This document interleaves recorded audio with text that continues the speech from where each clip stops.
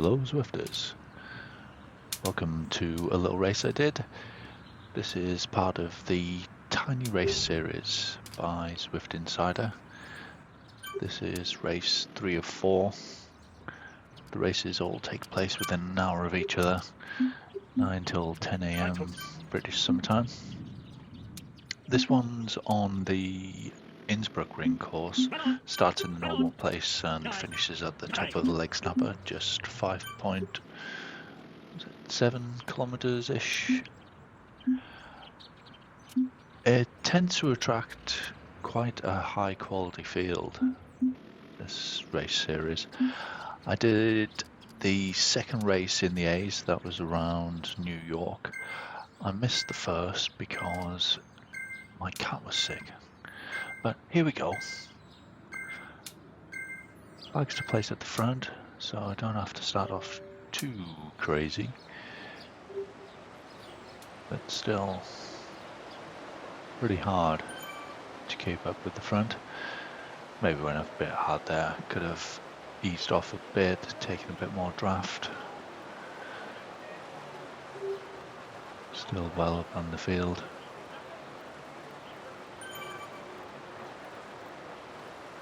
Yeah, I missed the first one because my cat was sick, which sounds like a terrible excuse. And I didn't do the fourth because, no, I started the fourth, but I jacked it in after a minute after I was dropped at the start due to my exertions in this race. Pretty poor show, but that's what happened. So one fun thing about this race is that everyone gets the same power-ups, and this race the power-ups are useless pretty much, the burrito power-ups, and everyone decides to use them fairly early on, I suppose just to cause a bit of chaos, a bit of hurt to the competitors, but there's so many going off that it just kind of neutralizes each other, nobody's getting any draft, so the peloton rolls along. The guy at the front, I suppose, gets a bit of benefit, he gets away a bit further than he might otherwise have, but it doesn't look like a move that was going to stay away, never did. So quite a big field, 105 for this race.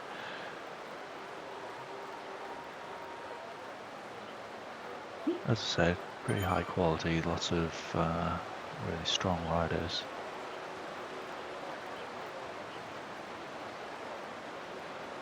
Yeah, Modi making the point that the peloton will really lift off. People tend to fight past each other when the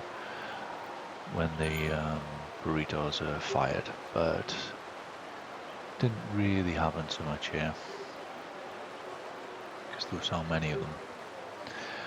An annoying thing I found with Zwift is that when there's so many riders all closely bunched up like we have here, the names as they appear above the riders' heads kind of obscure what's going off at the front.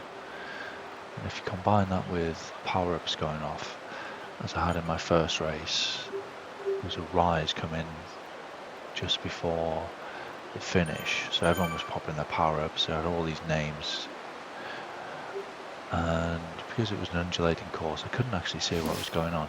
I still would have been absolutely thrashed by the quality A field that was going up against as a fairly middling B, but yeah, I could have done with seeing what was going on, and the same sort of applies here.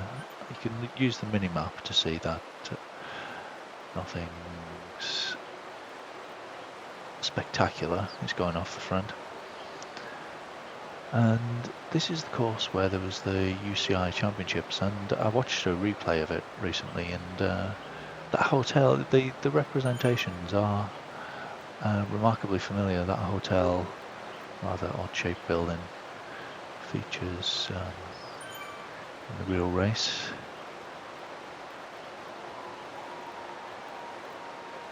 I've decided to keep my burrito just in case, though realistically I was never going to use it. I'm of the school of thought that it not only hinders your opponents, but generally hinders you. If it doesn't take away your own draft, then taking away your opponent's draft, who you may wish to help you bring up to the group in front, is definitely removed. So you can just sort of use it and harm yourself quite often. So it's quite rare that I fire a burrito in anger.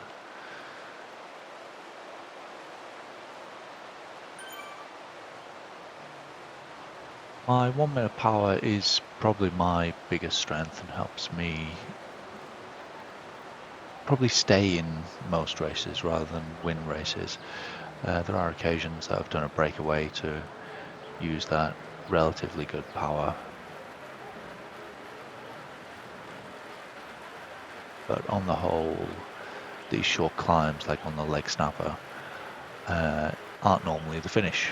So yeah, that 1 minute power for climbs like this is quite useful for staying in the race, but in this instance it will be the deciding factor. But by no means do I have the strongest 1 minute power in a field like this. So just heading a little bit further up the field than I'd like to, but there is a danger at this stage with someone off the front that a break will make it.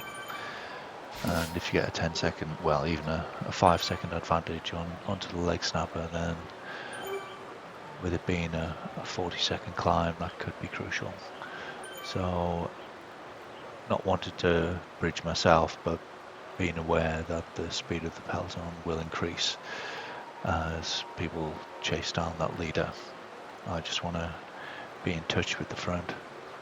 Always want to be staying about 2 or 3 bike lengths off those people who are taking the brunt of the wind, which gives you, I'd say, 90% of the draft effect that you possibly could get if you had, you know, an infinite number of riders in front of you. 2 to 3 gives you most of that benefit anyway. So I decided to dump the burrito in case in a moment of panic I pop it at the wrong time. And with only 700 meters to go, we're approaching the leg snapper. Just round this corner, round another little bend. I try to increase the RPMs at this stage. I want to hit the leg snapper with some momentum in my legs, and then change down gear and really sort of kick it in. So I'm up above 100, which isn't my normal cadence. Drops down there as I find the lower gear and hit the power as hard as I can, pretty much. And a group has got away from me, so I've tried to chase them down, get the power up as much as I can into the sort of 10 watts per kilo range, and they're still going away. They're kind of benefiting from each other's power. I've got Wickland, Matros, Fichu, Yoon, all ahead, and I'm sort of leading the pack.